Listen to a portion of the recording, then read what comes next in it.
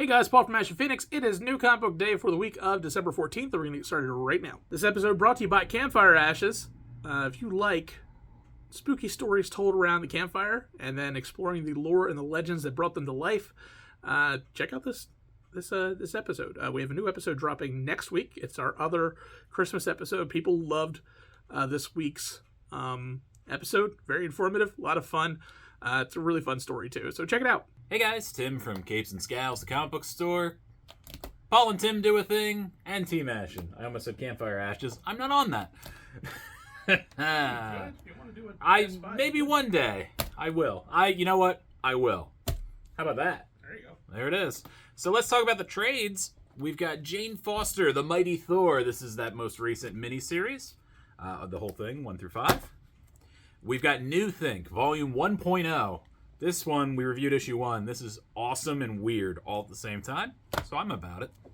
We've got Starman, Compendium 2. It's pretty hefty. I don't think you could kill a man with it, though. Probably knock him out. You could totally knock somebody out with that. They'd be seeing stars. I like the continuity here. Or they do that like Chicago, like I'm going to beat you, and you don't leave bruises because you use the book like a... Don't teach people how to... Don't teach that. They don't have phone books anymore. They don't know how to do that. They do have Starman compendiums. That's very expensive to do that before. Well, some people are dedicated. Phone books were free. Somebody somewhere has a phone book still. Probably. Shut up, Paul. I'm doing the trades. We've got Flashpoint Beyond, which was a pretty interesting take, right? Yes. We got Wolverine Volume 4. This is still chugging along pretty well. Always seems to do well, the Wolverine book. We got X-Men 92, House of 92, whatever. Who cares, right? Right, it's this dumb X book that's doing a thing that the other thing did, but then that thing from the 90s is involved. Who cares? Right? Star Wars, Obi-Wan. This is the most recent miniseries. This was all right. That was kind of a lead into the show, right? But not really, but kind of. But like, let's capitalize on the show. I think that's more what it was. Savage Avengers, Volume 1. This is the new team. Still has some Conan going on. We've got Justice League versus the Legion of Superheroes. This is kind of a neat book. I always get so lost trying to remember what Legion does what. So many of them. This is Friday. Volume 2. This is Brubaker. Volume 1 did really well. Really well. Speaking of things, I think this one you could kill a man just because it's Spawn. Spawn Compendium Volume 4. It does feel heftier for some reason. It's got more hate in it or something. I don't know. More of the devil. You could probably kill a man with this if you really wanted to. Got those premium. Premium, yeah. The pages are just a little more evil. But this will actually, let's see, does it tell me? This is issues 151 to 200. Man, if you do this compendium way, you can really catch up on Spawn in a speedy amount of time. First up, we have Wind, issue number 5.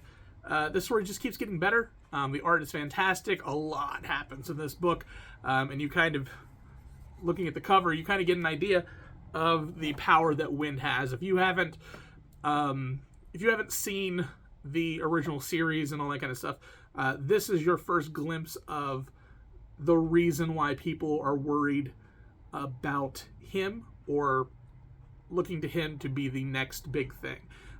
This is where you get a glimpse of that kind of stuff, as a lot of the moving parts are now kind of coming to a head, and not in the way that you think. This has been an amazing story. I love the world building in this so very much, and I can't wait for more. I definitely want to see where this one goes.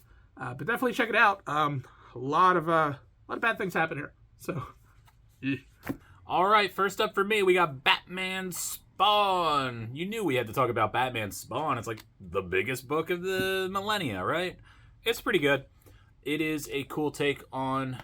I mean, you remember the 2 older books, and if you don't, it's coming out on hardcover. But, like, this one, I feel like is a good...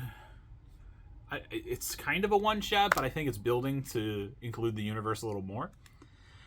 What I like is one of the bigger things that is incorporated in this story that didn't exist back when the other ones were done is the Court of Owls. So the Court of Owls have orchestrated a plan to convince Batman and Spawn that both Batman's parents and Spawn's wife were killed on the same exact date at the same exact time.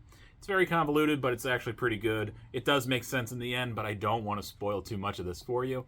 It's a pretty wild ride. It's pretty fun. It's got all that violence. The heroes fight. Other villains appear. Things get really weird, and I'm very excited to see where this goes, if they do act upon it, or if it just stops here. It's a nice little tease, and I do appreciate it. So I think the book was pretty sweet. I think it was pretty good. The art, of course, is great. You got Capullo. And, yeah, I thought it was pretty fun, but it wasn't my pick of the week. And my pick of the week, it is Danger Street, issue number 1.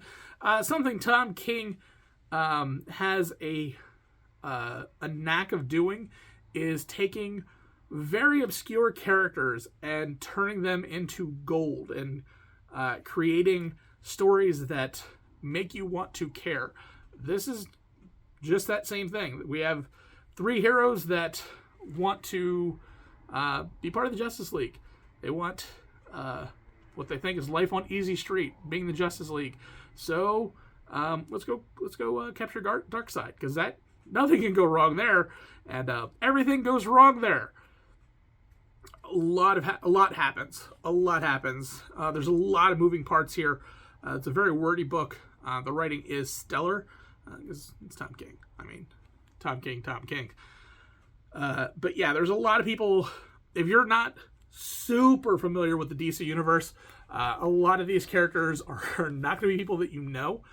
There's even like 1 or 2 characters in here like I had to ask, because I was like, who's this? And even Tim was like, no idea. So that's like how deep D-list these characters are. But yeah, it's a really fun ride, interesting series.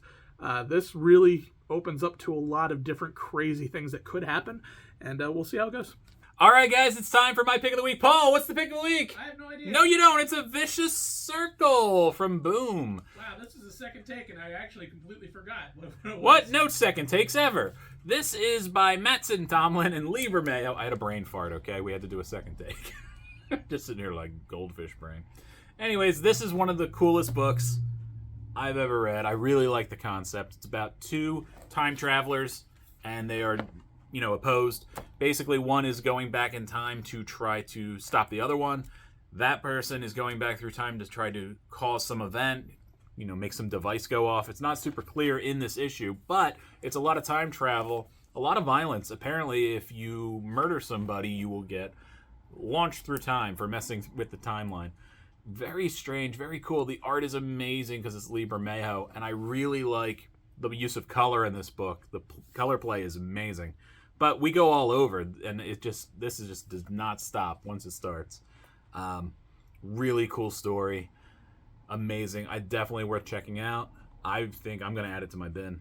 I thought this was a blast. So definitely check this out if you see it out in the wild. This book is great. Let me know what you think about it in the comments if you pick it up. It was awesome. The art alone is worth the price tag. All right. And that is it. Thank you, everybody, for checking us out and coming back continually. It does mean a lot to us. On our other channel, Paul and Tim do a thing starting today. Christmas music. Yeah. Woo. 12 Days of Christmas when it started out as 5, and you wouldn't make it stop, and then we ended up doing 12, and actually technically 13. Yeah, so Paul's the Christmas guy. I enjoy Christmas fine, but Paul is the Christmas guy. He wanted to do 5 videos. I made him do 12, and then it turned into 13. Really, I just wanted to mess with Paul. So that's all it is. And so I was successful. So check that out if you want some Christmas react videos over there. And that is it. We will see you next week.